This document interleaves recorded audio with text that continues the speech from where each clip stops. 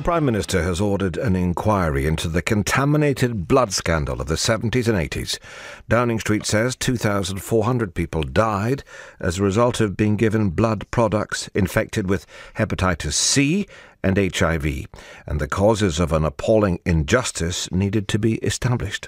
Former Lib Dem Health Minister Norman Lamb told the Commons there were grounds for a police investigation. Will he ensure that the process that is followed, and I very much support the Hillsborough-style inquiry, facilitates the ability to bring criminal charges so that the full force of the law can be applied to anyone who may be guilty of criminal wrongdoing? So that's the Lib Dem former Health Minister Norman Lamb, MP, of course, in Norfolk, talking in the Commons. Let's bring in Tony Farrugia, who is from St Neots. Tony, good afternoon. Good afternoon. Your father sadly died from blood contamination. Yes, that's right. My father and both of his brothers. It wasn't just one family member. It was three family members that have died and one family member that's still infected. And when was that? My father was infected around about 1984.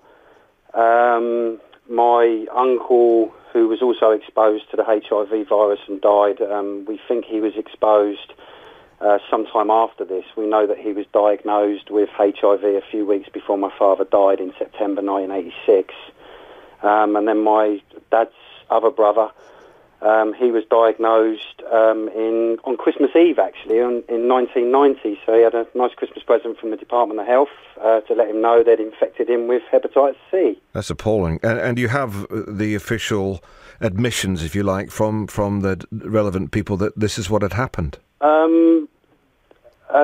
In admissions, you mean by what's coming out today, or have they admitted before now? What had happened? No, not at all. No, it was all a terrible accident, according to the Department of Health.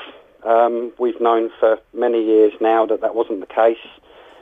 We've had one of the most craziest struggles to try and get this out into the public, and today is just groundbreaking. So explain what happened to your dad, Tony. Why did he need a blood in the first place? My dad was a haemophiliac. He was born as a mild haemophiliac. He didn't actually need very much treatment, and it seems, going back over his medical notes, that he was only ever treated with cryoprecipitate until 1977, which was from one donor. Round about August 77, for whatever reason unbeknown to us, they switched my father from a safe English product to a risky American product. And I've actually got a letter here in his medical notes, which we accessed in 2010, that actually says that my father didn't need this product, and that was in 1977. Unfortunately, they went on to infect him with hepatitis C, and around about 1984, HIV. Just as it was emerging, of course, early 80s is when... It was just as it was emerging, yeah. But from documentation that we've seen, it's clear that the government were fully aware of the risks. They just didn't pass those risks on to my father. And so that's bad enough, but it's taken you all these years to be heard. It's 32 years. Like I say, today is it's been an absolute roller coaster of emotion. The amount of phone calls that I have had from other members of the community crying. It's just absolutely amazing. I just never thought I'd see this day, and it's here, and the government will be held to account, I hope, fully for their actions. And of course for you, they robbed you of your dad when you were just a youngster. They robbed my entire family of a whole generation of haemophiliacs. I was actually removed from the family home when my father was diagnosed with HIV and placed into care, and then on my dad's death, my twin brother was also removed from the family home and placed in care, and my two elder brothers were just left to fend for themselves. And as a matter of fact, I never actually got back in contact with my family again when I came out of care, about 2 years after he died, and it was only on the 2nd of August 2010 that all of my brothers, all five of us, actually met up for the first time since my dad's death. It scattered us right across the country, and being only a child, we never stayed in contact.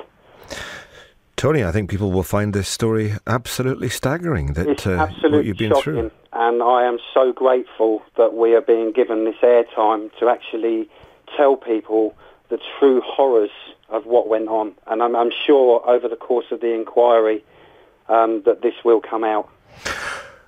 What do you want to see happen, Tony? What do you think? A full public inquiry with the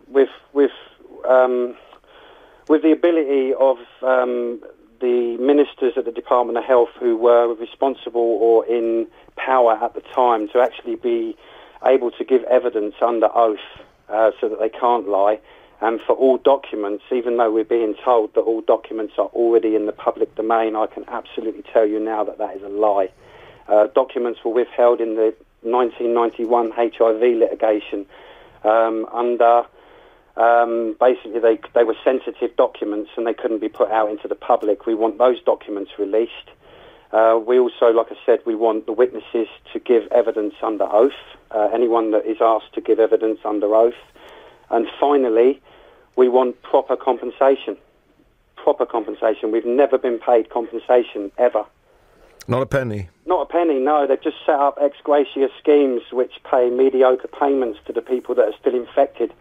The majority of the people that have passed on receive nothing, and the same for their families. It's a charity-based scheme that was set up, and you have to qualify for these payments, and the majority of the victims and their families don't qualify for these payments. I mean, I was a dependent child when my father died, and yet there's been no comeback from government to compensate us for our father's loss. For our loss, of my father, or any of the pain and suffering that we've been through, and also making us fight for 32 years after it happened has caused even more pain and suffering. To make people who are ill from HIV fight for justice is disgraceful, absolutely disgraceful. And I can only say that we're ecstatic today. Everybody is... I don't know, sort of in a trance, really. We never expected we'd see this day. I can only sort of liken it to when the Hillsborough inquiry published its findings about 2 to 3 years ago, and seeing the faces of those families, knowing that they were finally going to get justice, and sitting there thinking, will we ever get justice? And today, we are those faces. We are those faces today. It's the start, anyway. Tony, thank you so much for coming and telling us your story, and I know we will speak again, my friend. Thank you very much for the airtime. We really appreciate it. Tony Farrugia from St Neots. Extraordinary story. Just 14 when his dad died from blood contamination, and as you heard him say, other members of his family also fell victim to this infected blood, and that he's fought for all these years, along with many other families, to try and get justice. 2,400 people is the death toll that is thought to be from that. And today the Prime Minister ordering an inquiry.